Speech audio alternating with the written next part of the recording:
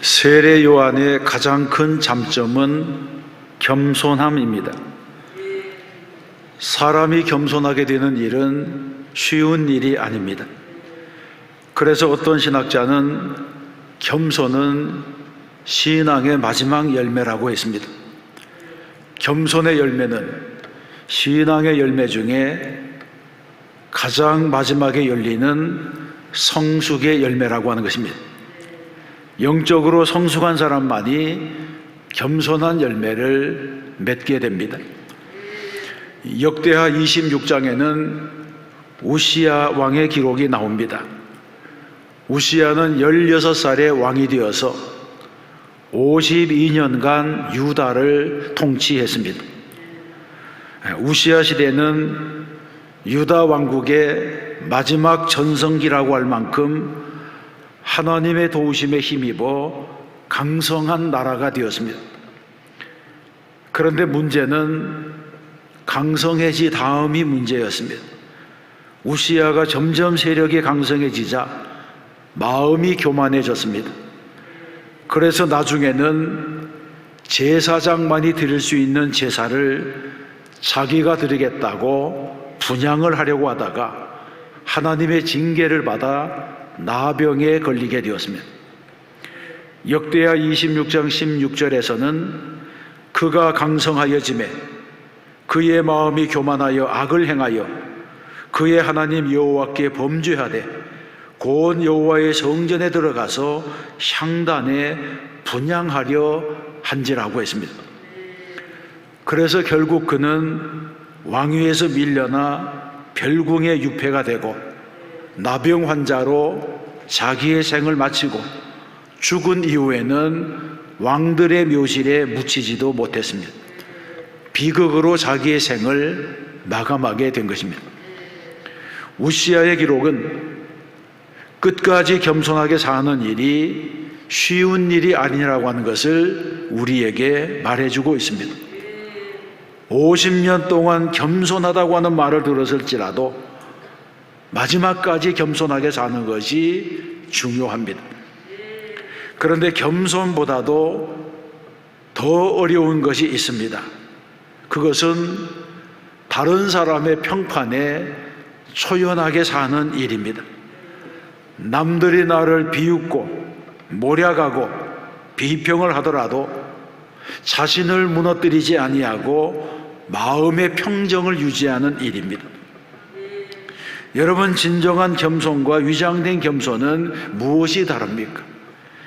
위장된 겸손은 자기보다 나은 사람이 자기에게 무슨 말을 하면 극도로 겸손하게 그 말을 청종하다가도 자기보다 못한 사람이 자기에게 충고하거나 자신을 무시하면 그런 일에는 참지 못합니다.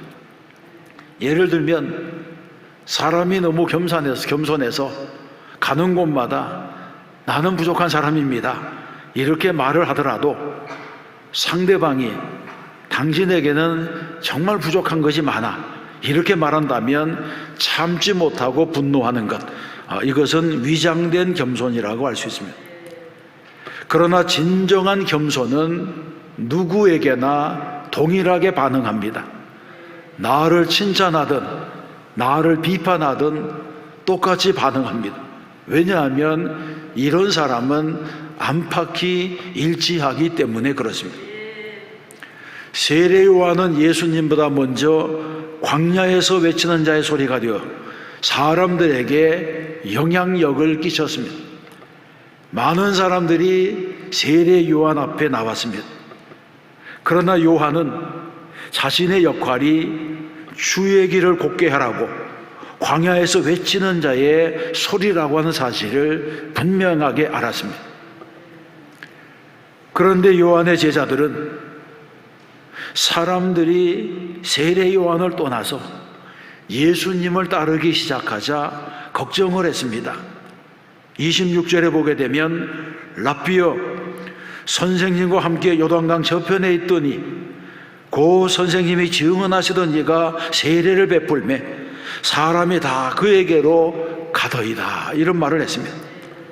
세례 요한이 받아야 될 인기를 예수님이 빼앗아가는 것 같아서 불편하고 섭섭한 마음을 드러낸 것입니다.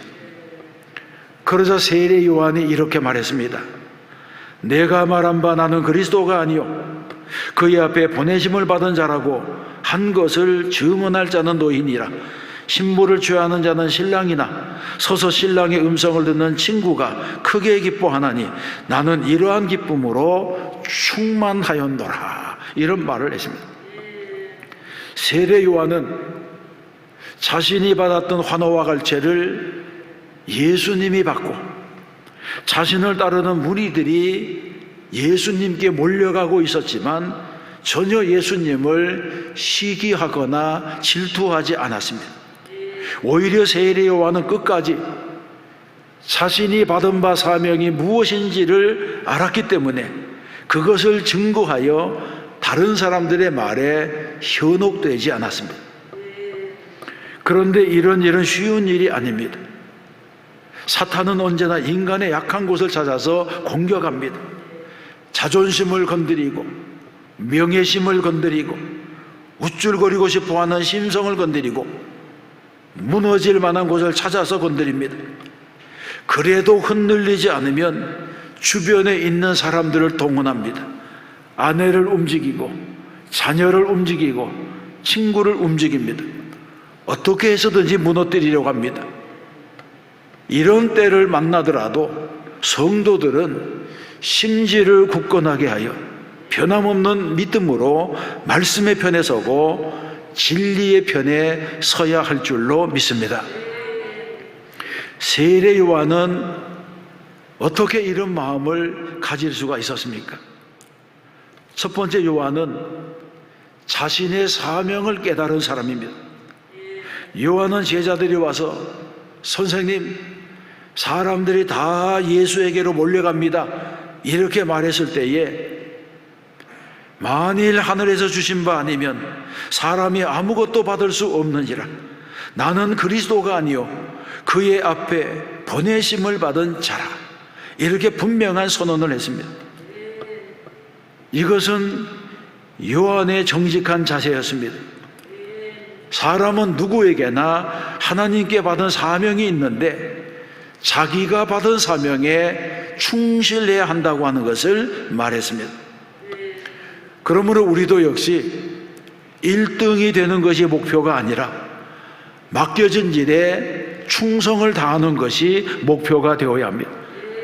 맡은 자에게 구할 것은 충성이니라 이렇게 말씀하신 것처럼 내가 받은 달란트로 충성스럽게 일해서 이익을 남기면 반드시 우리 주님께 칭찬을 받게 될 줄로 믿습니다.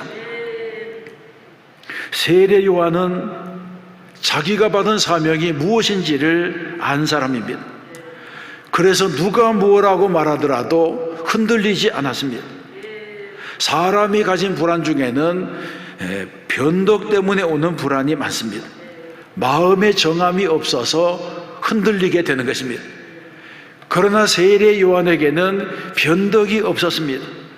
제사장이나 바리새인이나 제자들이나 누가 무슨 고자질을 해도 아랑곳하지 않았습니다.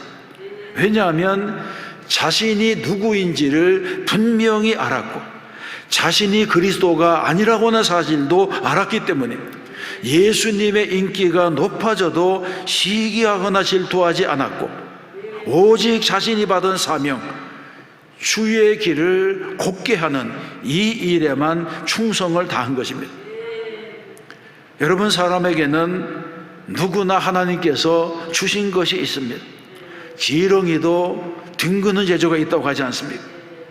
세계적인 물리학자인 아인슈타인은 초등학교 시절에 말이 어눌하고 늘 산만하고 선생님이 가르쳐주는 것을 이해하지 못하면서도 궁금한 것은 참지 못해서 폭포수와 같은 질문을 쏟아내곤 했습니다. 그래서 선생님은 초등학교 성적표에 지나치게 산만하여 성공할 가망이 낮은 미래가 걱정이 되는 아이라고 적었습니다. 그때 아인슈타인의 어머니는 아들을 위로하면서 너에게는 특별함이 있단다. 반드시 훌륭한 사람이 될 거야. 그렇게 격려를 했습니다. 그리고 주변 사람들에게도 우리 아들은 차분하고 생각이 깊어서 나중에 커서 훌륭한 과학자가 될 것이라고 했습니다. 이런 격려가 아인슈타인을 만든 것입니다. 비록 선생님은 알아보지 못했지만 어머니는 자기 아들에게 하나님께서 주신 남다른 재능이 있다고 하는 것을 믿고 그 아이의 미래에 기대를 걸었습니다. 그렇습니다. 모든 사람은 서로 다릅니다. 가정에서도 동생에게 형을 닮아라 그렇게 말하면 안 되고, 형에게도 동생을 닮으라고 하면 안 됩니다. 형에게는 형의 길이 있고 동생에게는 동생의 길이 있습니다. 그런데 문제가 무엇이냐 하면 내가 어느 자리에서 무엇을 해야 할지 모른다고 하는 것입니다. 그래서 자기가 무엇을 해야 될지 모르는 사람은 방황하는 인생을 살 수밖에 없습니다. 우리 모두에게는 각각 하나님께로부터 받은 천부적인 재능이 있습니다. 그러므로 이런 재능 중에서 내가 잘할 수 있는 것, 내가 즐겁게 할 수 있는 것, 내가 한 일의 결과가 좋은 것, 다른 사람에게도 유익을 주는 것, 이런 것이 무엇인지를 찾아야 합니다. 그런 재능이 나에게는 성직과도 같이 중요한 것입니다. 하나님께서 내게 주신 달란트이기 때문에 그렇습니다. 그러므로 우리는 하나님께로부터 받은 것을 소중히 여기는 성도가 되어야 할 줄로 믿습니다. 지혜로운 자와 어리석은 자가 어떻게 구별이 됩니까? 지혜로운 자는 자기가 받은 바 하늘의 재능을 소중히 여겨서 그것을 가지고 일하는데, 어리석은 자는 자기가 받은 것을 시시하게 여기고 자꾸 남이 받은 것만을 탐냅니다. 그래서 이것도 만져보고 저것도 만져보고 그러다가 좋은 세월 다 보내고 나중에는 어느 것 하나 제대로 남은 것이 없는 사람이 되고 맙니다. 세례 요한은 그 시대에 존경받는 선지자이자 예언자였습니다. 그러나 세례 요한은 자신과 예수님을 비교하지 아니하고 시기하거나 질투하지 않았습니다. 그는 자신이 받은 사명과 예수님이 받은 사명이 다르다고 하는 것을 알았습니다. 그래서 끝까지 자기의 사명을 다하고 마지막에는 순교로 자기의 생애를 마쳤던 것입니다. 두 번째 세례 요한은 사역의 목표가 분명했습니다. 28절에서 세례 요한은 내가 말한 바 나는 그리스도가 아니요 그의 앞에 보내심을 받은 자라고 했습니다. 이 말은 나는 그리스도가 아니라 나는 다만 그리스도가 걸어가실 길을 준비하기 위해서 먼저 보내심을 받은 자라고 하는 고백입니다. 요한은 자기의 삶의 목적이 무엇인지를 분명하게 알았습니다. 내가 주인공이 아니라 예수님이 주인공이라고 하는 것입니다. 그래서 그는 말하기를 그는 흥하여야 하겠고 나는 쇠하여야 하리라 이렇게 말하고 있습니다. 여러분, 이런 말은 자기만을 쳐다보고 따라다니던 수많은 사람 앞에서 한다고 하는 것이 얼마나 어려운 일이겠습니까? 그럼에도 불구하고 세례 요한은 자기를 따르는 자들 앞에서 그런 말을 했습니다. 공산당의 일당 독재 아래 놓인 중국 교회에는 빛과 그림자가 있습니다. 중국 공산당은 기독교를 혹독하게 박해하면서 교회를 폐쇄하고 잘 지어놓은 예배당을 허물어버리고 예배드리는 것을 금지하는 여러 가지 방법으로 교회를 무너뜨리고 있습니다. 기독교의 복음이 공산주의 독재의 위험이 된다고 하는 것입니다. 그래서 많은 교회들이 박해를 받자 가정교회로 변해서 지하로 숨어들게 되었습니다. 이런 정도가 되었다면 기독교가 완전히 와해되었을 만한데 사정은 그렇지 않습니다. 중국은 1948년 공산화가 되기 이전에는 성도의 수가 60만에 불과했습니다. 그런데 시진핑의 집권 초기에는 8천만 명에 이르렀고, 지금은 박해를 받고 있음에도 불구하고 2030년이 되면 3억 명에 달할 것이라고 예상이 됩니다. 최소한 중국 교회가 500배 이상 성장하고 있다고 하는 것입니다. 그 이유가 무엇이겠습니까? 중요한 이유로는 모태통 시절의 문화 대혁명 당시에 모든 종교를 말살해버렸기 때문에 영적인 진공 상태가 되어서 기독교의 복음이 더 빠르게 전파되는 면이 있고, 박해 아래 있던 기독교가 순교적인 신앙을 가지고 살아남았기 때문에 자생력이 강한 그런 면도 있습니다. 무엇보다도 중국교회 안에는 초대교회 안에서 역사했던 뜨거운 성령의 역사, 기적이 일어나고 있습니다. 중국 당국은 교회를 없애버리려고 온갖 박해를 다해봤지만, 교회가 박해를 받으면 받을수록 지하 가정교회로 숨어버리자 이제는 교인들의 통계도 알 수 없고 누가 교인인지 정체도 알 수 없고 감시하기가 더욱 어려워졌습니다. 그래서 당국의 박해가 어두움이었다면 부흥하는 중국교회는 빛이 되었던 것입니다. 또 한 가지 결정적인 이유는 중국 교회 안에는 스타가 없다고 하는 것입니다. 교회를 핍박하면서 끊임없이 교회 지도자들을 잡아가자 특정한 인물에 의지하지 않는 교회가 되었습니다. 그래서 중국 교회 안에는 예수밖에 없습니다. 이것이 자생력을 갖춘 중국 교회의 일면입니다. 부흥의 주인공이 사람이 아니고 예수님입니다. 지금 중국 교회는 사람이 부흥시키고 있는 것이 아니라 성령이 부흥시키고 있습니다.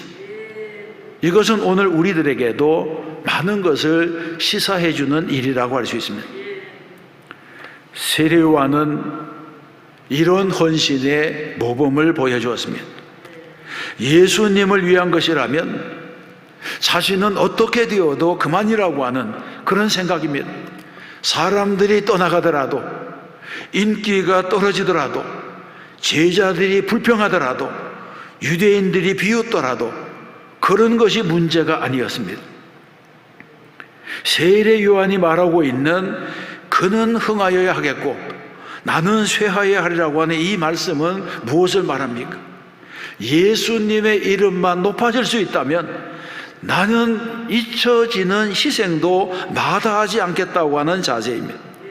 세례 요한은 사역의 목표가 분명했고 예수님만을 증거하겠다고 하는 자세가 분명했기 때문에 주변 환경이 어떻게 변하더라도 흔들리지 않고 자신이 받은 사명에 충실했던 것입니다. 그러므로 우리도 오직 예수님의 이름을 높이는 것이 나의 사명이라, 이런 자세로 살아가게 되면 하나님께서 은혜와 복을 더하여 주실 줄로 믿습니다. 우리 교회도 예수님만을 위하는 교회, 예수님만을 높이는 교회, 예수님만을 섬기는 교회가 되어야 합니다. 교회와 성도는 신앙의 중심을 바르게 해야 됩니다. 우리가 예수 중심, 말씀 중심, 교회 중심으로 살아갈 때에 하나님께서 귀하게 여기시고 우리 교회를 들어서 사용하실 줄로 믿습니다. 세 번째, 세례 요한은 받은 사명에 만족하며 살았습니다. 29절에서 말씀합니다. 신부를 취하는 자는 신랑이나 서서 신랑의 음성을 듣는 친구가 크게 기뻐하나니 나는 이러한 기쁨으로 충만하였노라. 아멘. 세례 요한은 예수님을 신랑에 비유하면서 자신은 들러리에 비유했습니다. 내 기쁨은 신랑의 기쁨이 아니라 신랑이 기뻐하는 것을 함께 기뻐해주는 들러리의 기쁨이라, 이렇게 말하고 있습니다. 여러분, 자신의 역할을 이렇게 낮추어 말하는 세례 요한이야말로 얼마나 겸손한 사람입니까?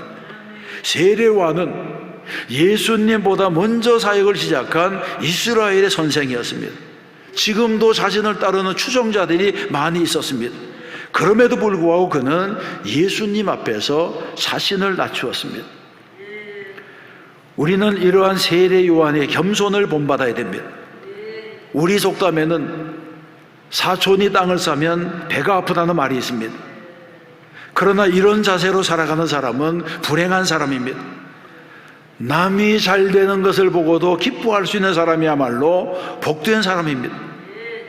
여러분은 다른 사람의 성공을 진심으로 기뻐하는 분들이 되시기를 바랍니다. 우리는 그런 사람이 되기 위하여 기도해야 됩니다.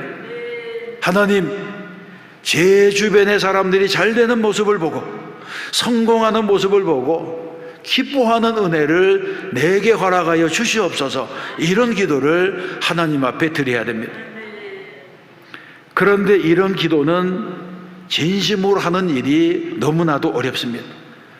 세계 선교를 위해서 기도하는 것은 어렵지 않습니다. 교회의 부흥을 위해서 기도하는 것도 어렵지 않습니다. 세계적인 분쟁의 현장에서 고통당하는 사람들을 살려달라고 기도하는 것도 어렵지 않습니다. 그런데 내 주변에 있는 나를 미워하는 사람, 나를 해롭게 하는 사람을 위하여 기도하는 것은 굉장히 어렵습니다. 이것이야말로 진짜 성도의 영적인 전쟁입니다. 우리는 세례 요한과 같이 끝까지 나를 낮추고 예수님만을 높이는 성도가 되어야 할 줄로 믿습니다. 사랑하는 성도 여러분, 19세기 영국에 헨리 발리라고 하는 목사님이 계셨습니다. 이분이 쓴 기도문에 보게 되면 이분은 목사였지만 마음속에 시기와 질투가 있었던 것 같습니다. 그가 한 번은 이런 기도를 했습니다. 하나님, 나의 이 더러운 질투심이 사라지지 않는다면 나의 목숨을 거두어가 주옵소서. 이런 기도입니다. 마음속에 있는 질투심을 버리려고 자신의 목숨을 건 기도를 하나님께 드렸습니다. 그런데 스코틀랜드의 개혁자인 존 낙스도 하나님, 스코틀랜드를 내게 주시옵소서, 아니면 내 목숨을 거두어가 주옵소서, 이런 기도를 드렸습니다. 이 기도는 스코틀랜드의 독립과 가톨릭 교회와 대립하는 스코틀랜드 장로교회를 지키려고 하는 교회였습니다. 이런 존 낙스의 기도 정도라면 대의를 위해서 목숨을 건 위대한 기도라고 할 수 있는데, 마음속에 있는 질투심 때문에 목숨을 담보로 한 헨리 발리의 목사님의 기도는 우리가 어떻게 평가해야 하겠습니까? 그런데 헨리 발리의 목사의 기도도 존 낙스의 기도 못지않게 위대합니다. 정말로 큰 싸움은 우리 안에 있는 이기심과 더불어 싸우는 싸움입니다. 남이 잘 되고 남이 성공하고 남이 부요하게 되는 것을 진심으로 기뻐하지 못하는 마음과 싸워서 세례 요한같이 그는 흥하여야 하겠고 나는 쇠하여야 하리라, 이런 마음을 가지는 것은 무엇보다도 중요합니다. 즐거워하는 자와 함께 즐거워하고 우는 자와 함께 우는 사람이 되면 하나님께서 우리를 기뻐하시고 우리를 통해서 더 크고 위대한 일을 하실 줄로 믿습니다. 우리도 세례 요한이 그는 흥하여야 하겠고 나는 쇠하여야 하리라 했던 이 말씀을 마음판에 새기고 언제 어디에서나 너희 안에 이 마음을 품어라, 곧 그리스도 예수의 마음이니, 이렇게 말씀하신 겸손한 주님의 마음을 품고 세상을 살아가는 성도가 되어야 할 줄로 믿습니다. 역사적인 위대한 인물의 역사적인 위인들의 업적 뒤에는 주인공을 돋보이게 한 이인자들의 헌신이 있었습니다. 예수님의 뒤에는 세례 요한이 있었고, 모세에게는 아론이 있었고, 여호수아에게는 갈렙이 있었고, 다윗에게는 요나단이 있었고, 바울에게는 바나바가 있었습니다. 이 세상에서는 혼자서 잘할 수 있는 일이 많지 않습니다. 그래서 빨리 가려면 혼자 가고 멀리 가려면 같이 가라고 하는 말도 있습니다. 이런 말처럼 우리는 서로를 위해서 신앙의 조력자가 되어야 합니다. 주님의 일도 그렇습니다. 백직장도 맡들면 낫다고 같이 협력하여 하는 일에 열매가 많이 맺히게 되는 것입니다. 그러므로 세례 요한처럼 자신을 낮추고 오직 예수님만을 자랑하고 예수님만을 높이는 성도가 되어야 할 줄로 믿습니다. 또한 주가 말씀 따라 살고 믿음으로 살아 승리하는 성도들이 되시기를 주님의 이름으로 축원합니다.